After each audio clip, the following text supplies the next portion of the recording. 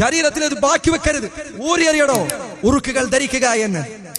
ഒരിക്കൽ അല്ലാഹുവിന്റെ റസൂൽ സല്ലല്ലാഹു അലൈഹി വസല്ലമയുടെ അരികിൽ 10 ആളുകൾ വന്നു, മുസ്ലിം ആവാൻ വേണ്ടി 10 ആൾക്കാർ വന്നു.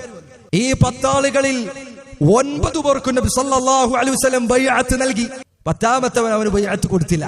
നബി സല്ലല്ലാഹു അലൈഹി വസല്ലമയോട് സഹാബികൾ ചോദിച്ചു, യാ റസൂലല്ലാഹ് ബൈഅത 9 വതറക്ത ഹാദാ, അല്ല നബിയെ 9 ആളുകൾക്ക് ബൈഅത്ത് ചെയ്തല്ലോ, 10ാമത്തവൻ എന്തേ മാറ്റിവെച്ചത്? നബി സല്ലല്ലാഹു അലൈഹി വസല്ലം പറഞ്ഞു, വഅലൈഹി തമീമ, അവന്റെ ശരീരത്തിൽ ഒരു ഉറുക്കുണ്ട്, ദൂരിക്കളയട്ടെ.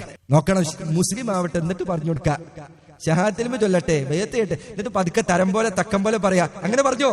ല, കാര്യത്തിന്റെ ഗൗരവം നോക്കൂ നിങ്ങൾ. നബി സല്ലല്ലാഹു അലൈഹി വസല്ലം ഒരു രോഗിയെ സന്ദർശിക്കാൻ പോയി. അവന്റെ കയ്യിൽ അതാ ഒരു ചരട് കെട്ടിയിരിക്കുന്നു. അവിടുന്ന് ചോദിച്ചു, നീ എന്തിനു വേണ്ടിയാണ് ഇത് ധരിച്ചിരിക്കുന്നത്? അയാൾ പറഞ്ഞു, മിനൽ വാഹിന, അല്ലാഹുവിന്റെ റസൂലേ, ശരീരത്തിൽ വേദനയുണ്ട്, അത് മാറ്റുന്നതിനു വേണ്ടി ധരിച്ചതാണ്. നബി സല്ലല്ലാഹു അലൈഹി വസല്ലം പറഞ്ഞു, ഇൻസിഅഹാ, അറബി അറിയുന്നവർക്കറിയാം, ഊരി വെക്കാനല്ല പറഞ്ഞത്. ഇൻസിഅ എന്ന് പറഞ്ഞാൽ പൊട്ടിച്ച് വലിച്ചെറിയുന്നതാണ്. ഇൻസിഅഹാ, ശരീരത്തിൽ അത് ബാക്കി വെക്കരുത്, ഊരി അറിയടോ. ഫഇന്നഹാ ലാ തസീദുക ഇല്ലാ വഹന, നിനക്കത് വേദന വർദ്ധിപ്പിക്കുകയല്ലാതെ കുറയ്ക്കുകയില്ല. ആര് പറഞ്ഞതാണ്? നബി സല്ലല്ലാഹു അലൈഹി വസല്ലം പറഞ്ഞതാണ്, ഞാൻ പറഞ്ഞ വാക്കല്ല. ഈ ഉറുക്ക് ഇത് കേൾക്കുന്ന ആൾക്കാർ, വീട്ടിലൊക്കെ ഇരിക്കുന്ന ആൾക്കാർ, എന്റെ സഹോദരൻ, ഇത് കേട്ടിട്ട് നിന്നെ എന്ത് കാര്യത്തിലാണ് നീ ഇനി കാത്തിരിക്കുന്നത്? ആരെ കാത്തിട്ടാണ് ഇരിക്കുന്നത്? അള്ളാഹുവിന്റെ റസൂലിന്റെ വാക്കാണിത് സല്ലല്ലാഹു അലൈഹി വസല്ലം.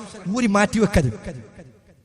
ജാറത്തിൽ പോയ വെള്ളമുണ്ടെങ്കിൽ ഒഴിച്ചു കളയത്, അത് ഉപേക്ഷിക്കണം. അത് ഇസ്ലാമിന്റെ ഭാഗമല്ല.